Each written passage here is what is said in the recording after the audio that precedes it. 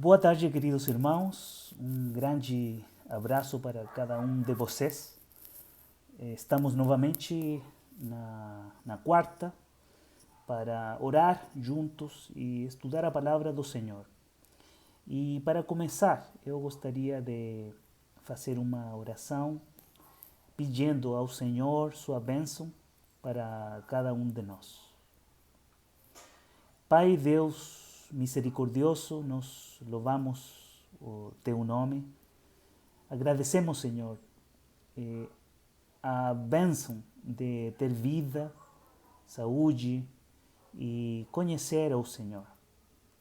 Nós somos privilegiados de ter essa graça do Senhor para ter salvação, ser abençoados e viver como o Senhor, desfrutando cada dia e também o resto da eternidade. Pai, nós pedimos que você, que é o Senhor do conhecimento, da vida e todos os bens, abençoe os nossos corações para que possamos compreender a sua palavra e viver nela. Em nome de Jesus, amém. Amém, meus irmãos. E então, esse dia vamos a continuar com o que já nós trabalhamos a semana passada. Nosso foco foi as Escrituras. E naquela oportunidade, nós fizemos uma pergunta: qual é a regra que Deus nos deu para nos direcionar e como nós podemos glorificá-lo e apreciá-lo na profundidade, né, que ele nos convida a fazê-lo. Então, a resposta a semana passada foi que nós podemos conhecer Ele, desfrutar de Ele, através da Sua palavra, da palavra de Deus. E a palavra de Deus que é contida no Antigo e o Novo Testamento, né? E essa é a única regra, a única fonte por meio da qual nós podemos conhecer, glorificar e adorar ao Senhor corretamente. De fato, naquela oportunidade, nós também lembramos a passagem de 2 de Timóteo, que a gente sempre está repetindo, né? Capítulo 3, verso 16, que diz que toda a Escritura é inspiração de Deus.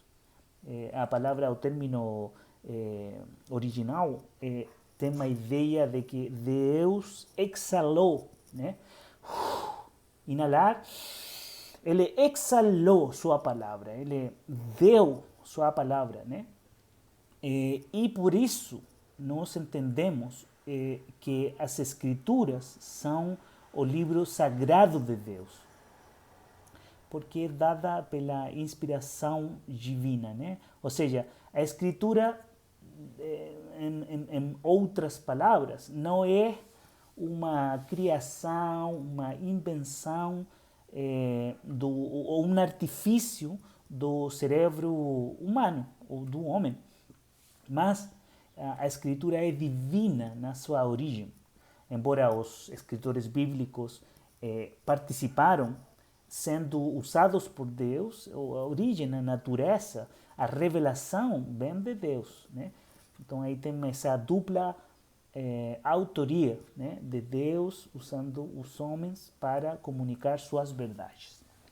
Então, a Sagrada Escritura, sendo assim, né, a Sagrada Escritura deve ser altamente reverenciada e estimada. Porque nós não estamos falando de qualquer coisa, de qualquer palavra. Nós temos a certeza que ela veio do céu.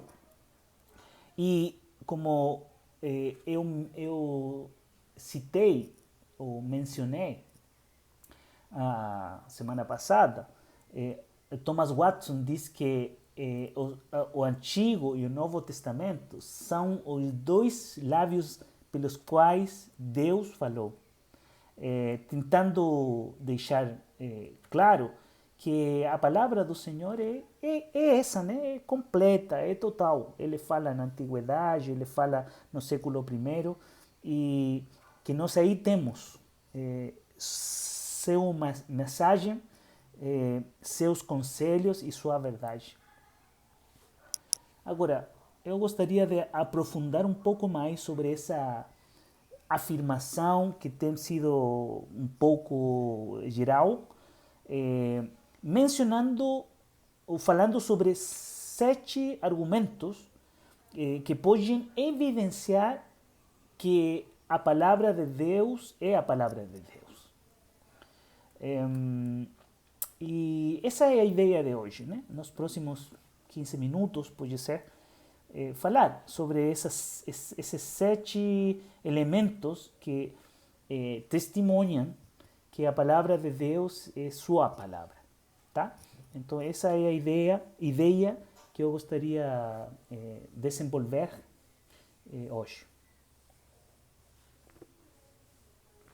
O café brasileiro é muito bom.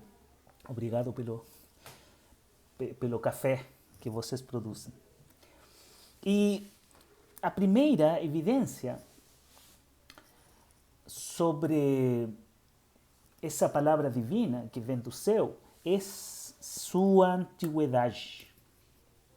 Em outras palavras, os cabelos grisalhos das escrituras o tornam venerável, né? Nenhuma história humana que existe chega mais longe que o dilúvio de Noé. Mas a Sagrada Escritura relata questões de fato que foram desde o início do mundo. E ele escreve coisas que falam desde os origens.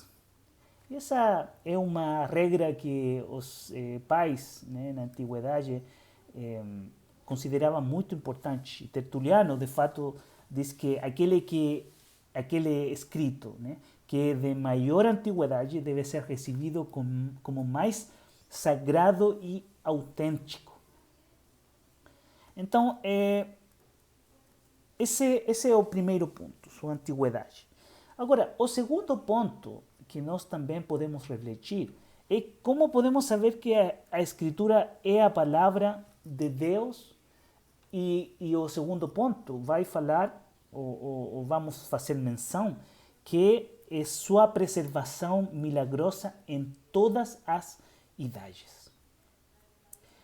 As Escrituras Sagradas são a joia mais rica e bela que Cristo nos deixou.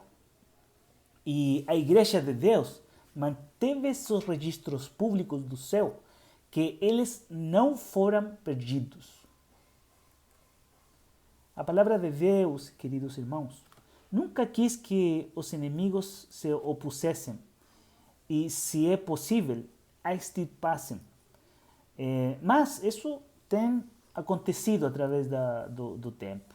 Tem inimigos de Deus, inimigos das Escrituras, que têm tentado desaparecer ou destruir ela, né?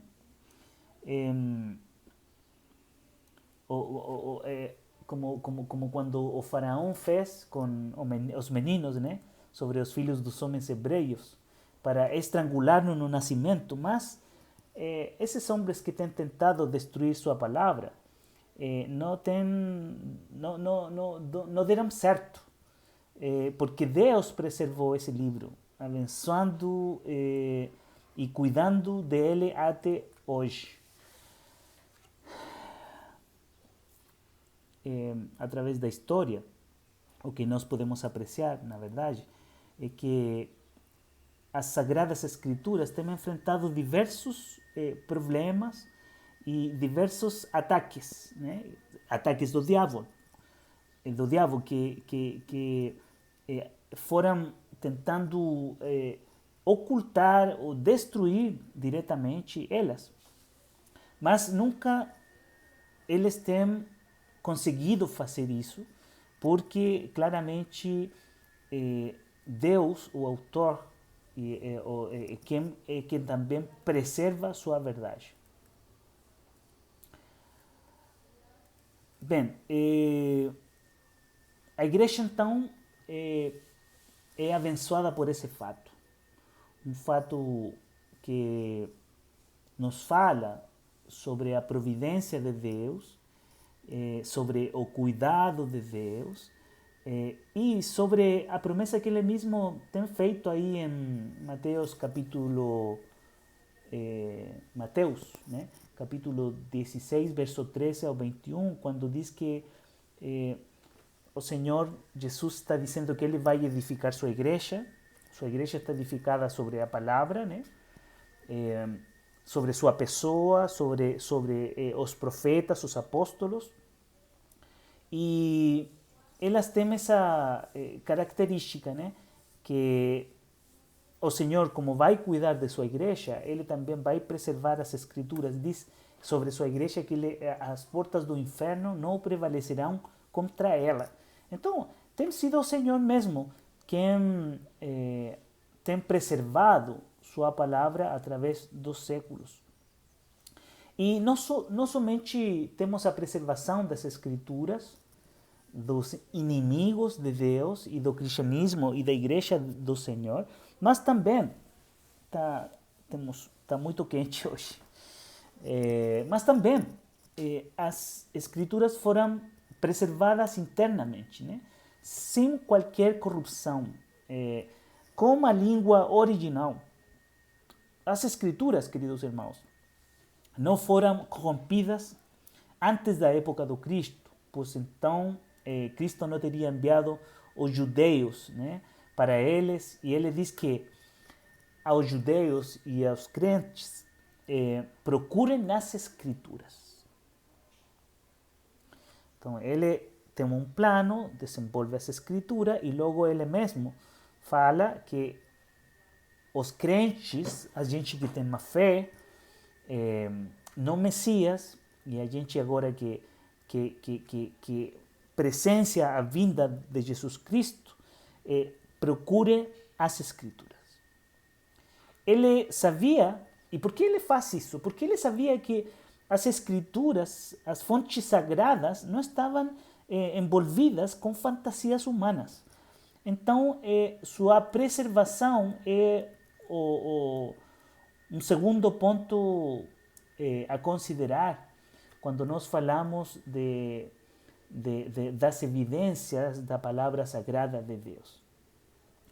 E relacionado ao segundo ponto que eu já mencionei, a escritura, no terceiro lugar, a escritura parece ser a palavra de Deus pela matéria contida nela. A palavra de Deus não é um livro, embora tenha muitos gêneros de literatura, sapiencial, poética, histórica, parábolas, profecias, poesia e assim por diante. Ela é mais que isso. Embora ela é o livro da história, né? Ela é o livro, o maior livro de literatura da história. Então, e qualquer homem ou estudioso da literatura da história do mundo vai reconhecer isso.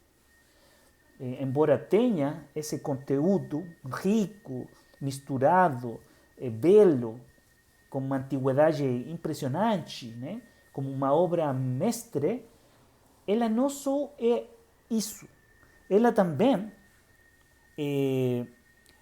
é a palavra de Deus pelo conteúdo, né? Não só pela forma, pelo conteúdo.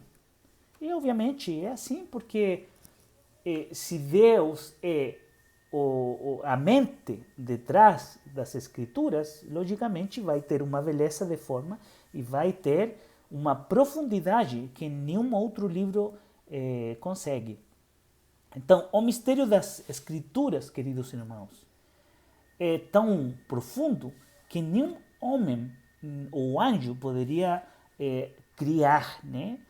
Se não tivesse sido divinamente revelado. Coisas que nós podemos apreciar nessa profundidade, que a eternidade deve nascer, que aquele que criou os trovões nos céus deve chorar no verso da família, né? Que aquele que governa as estrelas deve chupar os céus de sua mãe quando ele nascer, que o príncipe da vida deve morrer, que o Senhor da glória deve ser posto em vergonha, que o pecado deve ser punido ao máximo, mas ao mesmo tempo perdoado ao máximo. Então, quem poderia ter concebido esse mistério se a Escritura não tivesse sido revelada para nós? Que mente poderia ter criado tão quantidade de coisas profundas e belas? Como poderia tal enigma sagrado, acima de toda a disquisição humana, ser conhecido se as Escrituras não tivessem feito uma descoberta dele? Como a questão das Escrituras é tão cheia de bondade, justiça e santidade. Na verdade, queridos irmãos, quando nós lemos a palavra de Deus, chegamos à conclusão que ninguém além de Deus, porque ninguém tem a santidade, a justiça e a bondade do Senhor. Então, aí nós vemos no livro dos Salmos, capítulo 12, verso 2, que as Escrituras são comparadas com a prata, né, que diz que é refinada 7 vezes. E o livro de Deus não tem errata nele. É um feixe do sol da justiça, um fluxo de cristal que flui da fonte da vida. Todas as leis e editos dos homens tiveram sua corrupção, mas a palavra de Deus não tem a menor falha, o menor erro. É o esplendor de Deus, feita palavra. O Salmo 119 também fala que sua palavra é muito pura, como o vinho que vem da uva, né? E que não é misturada nem adulterada, é tão puro que purifica o resto. João capítulo 17, e verso 17, o Senhor falava: santifica-los através de tua verdade. A Escritura nos leva à santidade, assim como nenhum outro livro jamais fez. Ele nos oferece viver sobriamente, com justiça e piedade. A Escritura, irmãos, é a lei real que comanda não só as ações, mas os afetos do coração. Ela liga o coração ao bom comportamento. Lembre que a semana passada eu disse que Efésios capítulo 2, verso 10, diz que nós fomos criados para boas obras. Desde antes da fundação do mundo, nós fomos escolhidos, né? É coisa incompreensível, né? Nossa cabeça é difícil de entender todos esses mistérios, mas fala assim. Então, quando nossos ouvidos, nossa mente, nossos olhos são abertos à palavra do Senhor, nós podemos compreender a realidade, a verdade, a natureza das coisas, do mundo, da vida religiosa, porque aí você vê uma conjunção divina entre a letra, a voz de Deus na mente, no coração e nossas ações. Onde há tanta santidade para ser encontrada, se não nas Sagradas Escrituras, né? Quem poderia ser o autor de um livro assim? Na verdade, queridos irmãos, só Deus, só Deus. Não temos outra alternativa. Ninguém pode fazer um trabalho desse tipo. Outro assunto que eu gostaria de mencionar no quarto lugar, que já a semana passada falei sobre isso, é que outro elemento, outra evidência que as escrituras são a palavra de Deus, é que é evidente pelas suas previsões, ou as profecias, nós conhecemos ela como profecia, né? Então, nós vemos no Antigo Testamento que os profetas profetizaram coisas que elas estavam por vir. E o que mostra, então, porque eles falavam em nome de Deus. Deus diz, Deus fala ao rei, o Senhor fala ao povo. Eles falavam assim, eles não falavam, eu gostaria de tentar projetar alguma ideia sobre o povo, sobre você. Não, a Escritura mostra que os profetas, sendo enviados por Deus, eles falavam em nome de Deus, não? Então, eles falavam sobre as coisas que estão por vir e que mostravam a voz de Deus falando por Ele, por Deus mesmo. Então, foi previsto, por exemplo, pelo profeta, uma virgem conceberá e dará à luz um filho, né? O Messias será cortado, diz por aí Isaías 7, Daniel 9. As escrituras prevêem coisas que aconteceram muitos séculos, muitas idades depois, como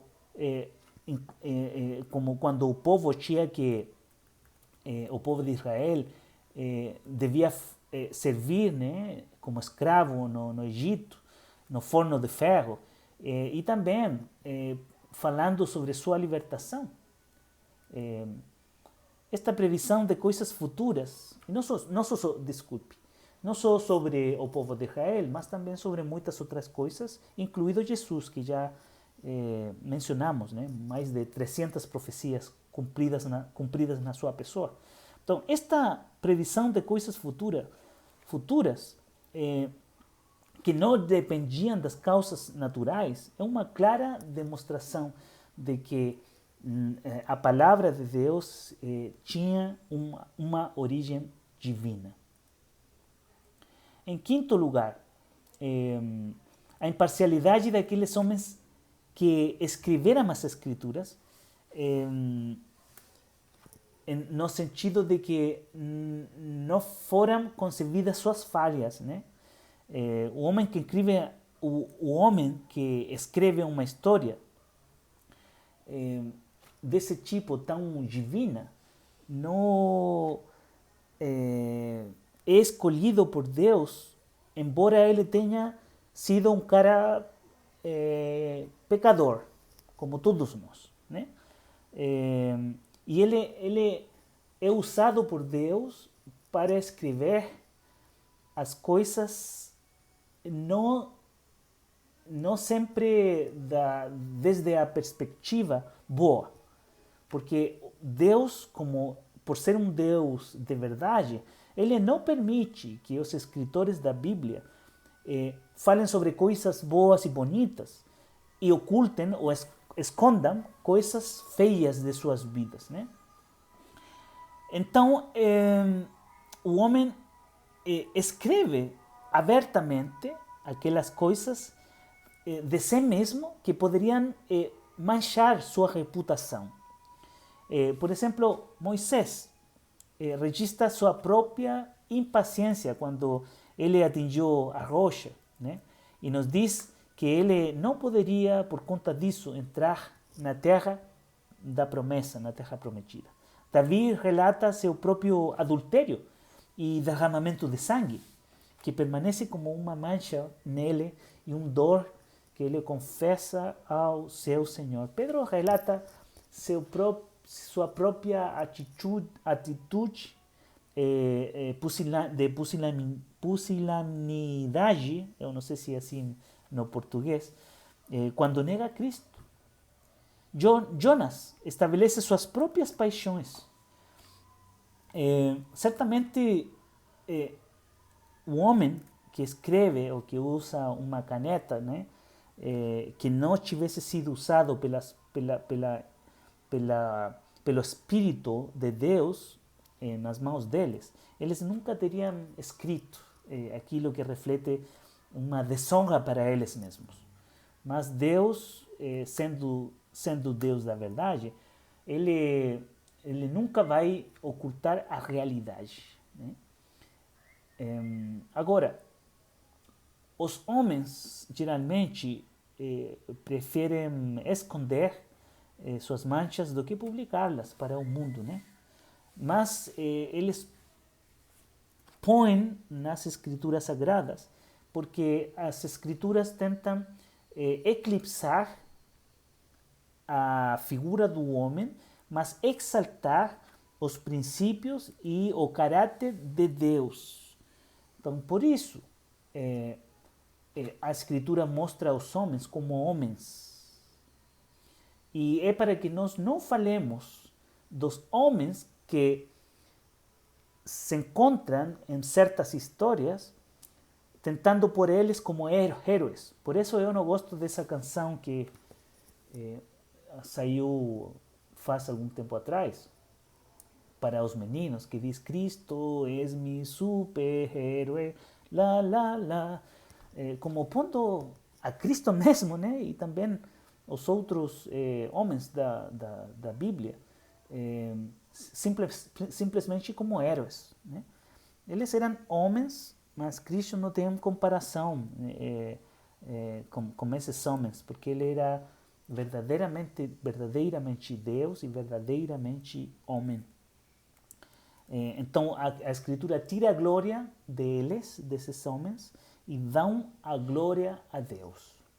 Por isso, eles têm que escrever com transparência, mostrando sua vida tal qual é.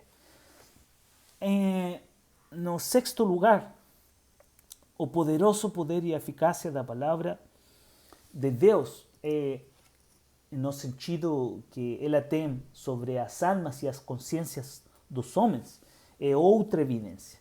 Porque nenhum livro, né, pode fazer o que a palavra de Deus faz. Mudar o coração, mudar o comportamento, trazer santidade, trazer salvação. Então, ele mudou os corações, ele muda os corações. Alguns lendo as escrituras, né, têm sido transformados. E eles têm sido feitos sagrados, né? Agora, sagrados no sentido de santos, pela obra de Cristo, né? E sua graça. Então, ao ler outros livros, o coração pode ser aquecido, mas lendo esse livro, o livro que Deus traz para nós, ele traz transformação. Lembra o que diz 2 Coríntios capítulo 3? Vós sois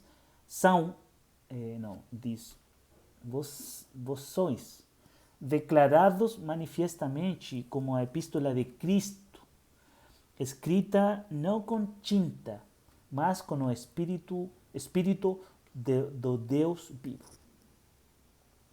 Então, o que diz essa passagem é que a palavra de Deus foi copiada em nossos corações. E nós, sendo agora servos dele, santos, por meio da obra dele, nos tornamos a epístola vivente de Cristo, para que agora outros possam ver a Cristo através de nós. Então, se você é honesto, você também pode reconhecer, né, na sua própria vida o que você era antes de Cristo, quando você veio a Cristo, e o que você é em Cristo e por Cristo. E essa é a beleza desse livro, que não tem nenhum outro, que não contém essa palavra viva, como nos ensina a palavra mesma. Ela consola os nossos corações. Ela é mel, né? Ela nos faz reviver, nos revitaliza. Então, o principal conforto de um cristão é tirado dessas verdades de salvação que provém da boca de Deus. Romanos capítulo 15, verso 5, diz que ela nos traz conforto, que nos traz esperança. Então, quando uma pobre alma está para desmayar e não tem nada que possa confortá-la. Nós temos, como crentes, como discípulos, como filhos de Deus, as Escrituras, a Bíblia. Temos essa palavra santa que transforma, que traz paz, que traz alegria, essa que sara a alma doente, a palavra que revive, que nos tira de nossa aflição, né? Enfim, então essa é a palavra do Senhor, essa palavra que é um óleo, né, de alegria, uma bênção cada dia, cada momento de nossa vida. Bem, eu gostaria de fechar esse tempo falando do último ponto, que também nos lembra e mostra como essa palavra é divina através dos milagres, né? Pelos quais as escrituras são confirmadas. Os milagres foram usados por Moisés, Elias, Cristo, e foram continuados muitos anos depois, né, pelos mesmos apóstolos que foram encomendados por Jesus Cristo para confirmar a veracidade das Escrituras. Então, como uma demonstração de Deus, né, que aqueles que não conseguiam acreditar nele através de sua palavra, ou dos escritos, eles pudessem acreditar através dos milagres. E ele também demonstrou ser Deus através desse poder, né, que lemos nas Escrituras sobre Jesus Cristo, sobre Deus, né, dividindo as águas, por exemplo, fazendo um caminho para seu povo, para passar de um extremo ao outro. Quando vemos o ferro, né, nadando, Cristo fazendo vinho da água, curando os cegos, ressuscitando mortos. Assim Deus então estabeleceu um selo para a verdade das Escrituras e esse foi através dos milagres. Então, a igreja, queridos irmãos, é o pilar da verdade. E então a igreja tem sua autoridade através das Escrituras. Não é ao revés. As Escrituras, a igreja não dá validade, ou não é o pilar, né, no qual a ver, como tento explicar isso na língua que não é a minha. A igreja está fundamentada sobre a palavra dos profetas e dos apóstolos, né? Ela tem, a diferença do mundo católico romano, ela tem essa veracidade, esse respaldo, esse valor através do que a palavra diz sobre ela, sim? A igreja está fundamentada na palavra de Deus, que nos faz entender qual é sua igreja, como é sua igreja, de onde vem sua igreja. Então aí temos também outro elemento para considerar sobre o assunto. Enfim, eu agradeço esse tempo novamente e eu gostaria de fechar com uma oração o dia de hoje.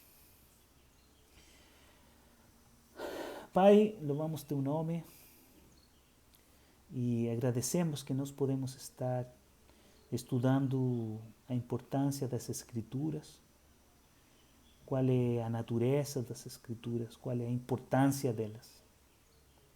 Essa Escritura que contém tuas palavras no Antigo e no Novo Testamento. Essa Escritura que, mais lá de ser um documento literário maravilhoso, é uma escritura com um conteúdo profundo, é uma escritura que transforma o coração, é uma escritura que nos mostra o caminho para a eternidade, é uma escritura que nos cheia de alegria quando temos tristeza, que nos dá esperança quando estamos desconsolados, que dá